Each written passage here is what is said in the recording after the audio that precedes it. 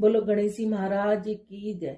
एक दिन गणेश जी का मेला लग रहा था। सब कोई मेले में जा रहे थे। एक छोटी सी लड़की थी, उसने अपनी माँ से जिद करने लगी, मैं तो मेले में जाऊंगी। वह बोली, माँ बोली कि बहुत भीड़ होगी, किधर तू गिर पड़ जाएगी, पर नहीं मानी। तो उसने माँ से 2 लड्डू और 1 घंटी में पानी लिया। बोली 1 लड्डू तो गणेश जी को महाराज को खिलाकर पानी पिला देना, दूसरा लड्डू तू खाकर पानी पी लेना। लड़की मेले में चली गई। मेला खत्म होने पर सब अपने अपने घर आने लगे। लड़की वहीं बैठ गई। वह बोली 1 लड्डू तुमको, 1 लड्डू मुझको। इस तरह सारी रात बीत गई। गणेश जी ने सोचा कि लड्डू नहीं खाऊंगा तो लड़की घर नहीं जाएगी। छोटा सा रूप बनाकर आया, लड़की से 1 लड्डू लेकर खाया, पानी पी लिया।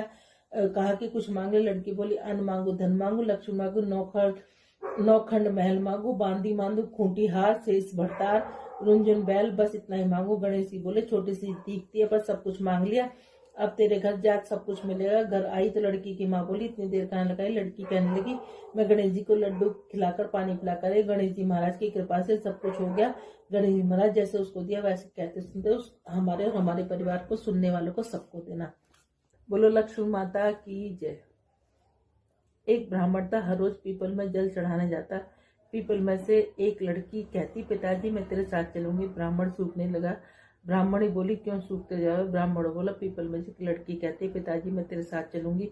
बोली, कल ले आना, जहाँ 6 खाएंगी वहां 7वीं भी खा लेगी। दूसरे दिन ले आया। उस दिन आटा मांगने गया तो थैली भर भर के मिला। आटा छानने लगी। बोली, माँ मैं छानूंगी ना, पावनी बेटी धोली हो जाएगी ना, मैं तो छानूंगी। उसने छाना, परात भर गई। खाना बनाने में लगी तब मैं भी बोली, माँ मैं बनाऊंगी। माँ बोली, ना बेटा तेरी उंगली चल जाएगी। ना माँ मैं ही बनाऊंगी। रसोई में 36 प्रकार के भोजन बनाए, सबने पेट भर भर के खिलाया।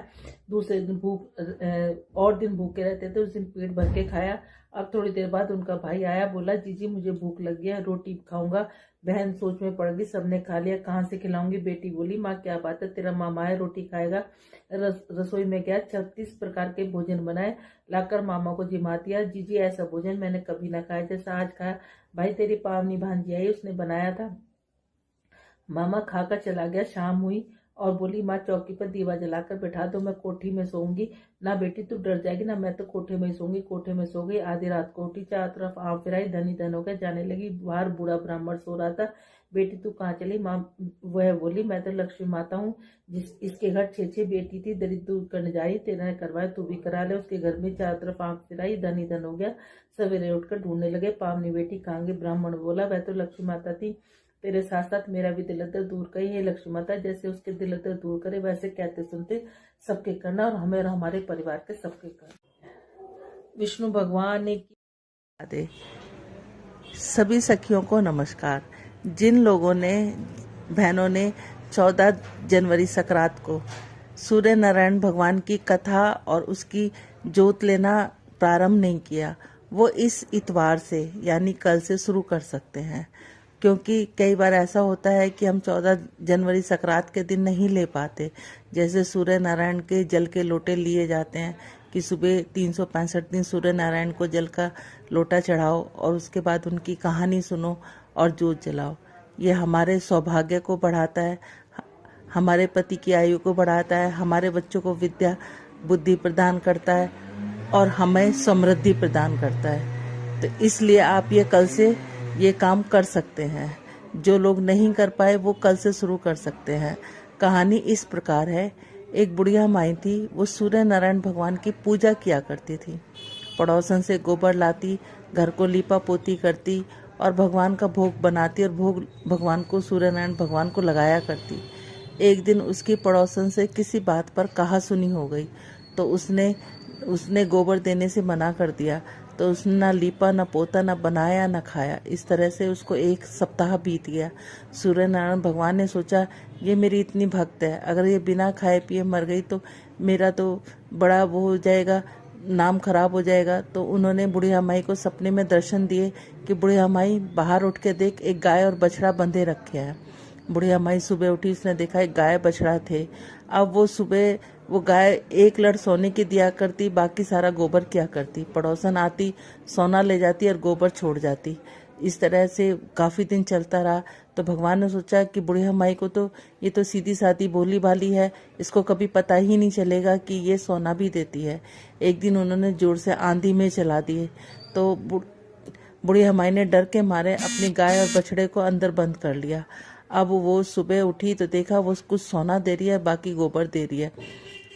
उसने अब गाय बछड़े को अंदर बंद करना शुरू कर दिया, तो पड़ोसन को सोना मिलना बंद हो गया। उसने जाके राजा के दरबार में जाके शिकायत लगाई कि ऐसी गाय और बछड़ा तो राजा महाराजाओं के घर में होनी चाहिए जो सोना देती है। राजा के सैनिक आए और बुढ़िया माई की गाय और बछड़े को पकड़ कर ले गए। वहां जाकर गाय ने सारे महल में गोबर ही गोबर कर दिया, तो राजा को बड़ा गुस्सा आ गया। उन्होंने बुढ़िया माई को पकड़ के बुला लिया और वो कहने लगे तुझे सोना देती है ये गाय और बछड़ा और यहाँ गोबर ही गोबर कर दिया। तो वो कहने लगी ये मुझे सूर्य नारायण भगवान ने दिया, लेकिन पड़ोसन ने अपने उसके ईर्ष्या के कारण यहाँ पर आकर शिकायत लगा दी।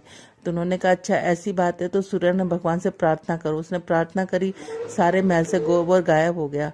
राजा ने उस बुढ़िया माई को काफी सारा धन दिया और गाय बछड़े दिए और उस पड़ोसन को दंड दिया। जैसे सूर्य भगवान ने उसको दिया वैसे कहना सुनना सब। ब्राह्मण एक ब्राह्मणी थी। ब्राह्मण रोज पीपल की पूजा करते। वो जब तक पीपल की पूजा नहीं करते तब तक ना तो वो कुछ खाते थे ना पीते थे। एक दिन वह ब्राह्मण देव पीपल पूजा के लिए जब पीपल के पास गए तो पीपल में से एक आवाज आई, मैं दूं तू मांग ले।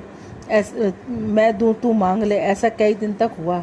ऐसा सोचने पर वह अपने घर आकर सोचते यह कौन है जो पीपल में से बोलता है। ब्राह्मण की पत्नी ब्राह्मण से खाना परोसते वक्त पूछती है, स्वामी आप कुछ दिन से परेशान लग रहे हैं, खान पान भी सही नहीं करते, कोई बात है तो आप बतलाइए। ब्राह्मण ने बतलाया कि पीपल के लिए पूजा करने पर पीपल में से एक आवाज़ आती है कि मैं दूं तू मांग ले, मैं दूं तू मांग ले। ब्राह्मणी बोली, स्वामी आप परेशान ना हो, पीपल में स्वयं विष्णु भगवान विराजते हैं, इसलिए आप इसमें अगली बार कुछ मांग लेना। वे बोले, परंतु मैं क्या मांगू? ब्राह्मण बोली, आप उसमें से 16 साल की काया, 1000 साल की माया, सुख परिवार मांग लेना। अगले दिन जब वह ब्राह्मण पीपल पूजा के लिए गए तब फिर पीपल में से आवाज आई, मैं दूं तू मांग ले। तब ब्राह्मण वही मांगा। उन्होंने कहा 16 साल की काया दो, 1000 साल की माया, सुखी जीवन परिवार दो। पीपल देव बोले, इसने चतुराई से सब कुछ मांग लिया है। उन्होंने कहा जो कुछ भी, जो ऐसा ही हो। इसके बाद ब्राह्मण देव घर के प्रस्थान करने लगे। उनका विचार करने लगे कि मैंने कुछ भी अधिक नहीं मांगा। ऐसा सोचते सोचते वे अपने घर से आगे निकल गए। पीछे से आवाज आई, स्वामी कहाँ जा रहे हो?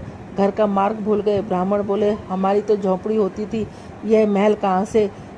ब्राह्मणी बोली, मैंने कहा था ना कि पीपल में स्वयं भगवान वास करते हैं, यह सब उनका ही आशीर्वाद है। ब्राह्मण देव बोले, नहीं, उन्होंने तो मुझे कुछ नहीं दिया था, मैं तो खाली हाथ आया हूँ।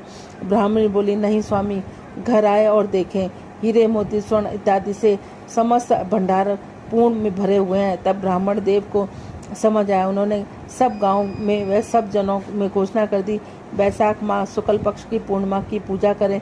ऐसा करने, पीपल देवता की पूजा करें। ऐसा करने से अक्षय फल की प्राप्ति होती है, दीर्घायु मिलती है और हमारे घर में निरोगी, हमारे घर से सारा दुख दिलता चला जाता है। बोलो ब्राह्मण देवता की जय, बोलो पीपल देवता की जय। श्रीमन नारायण नारायण नारायण, लक्ष्मी नारायण नारायण नारायण, तुलसी नारायण नारायण नारायण, श्रीमन नारायण नारायण नारायण। बोलो राधे राधे।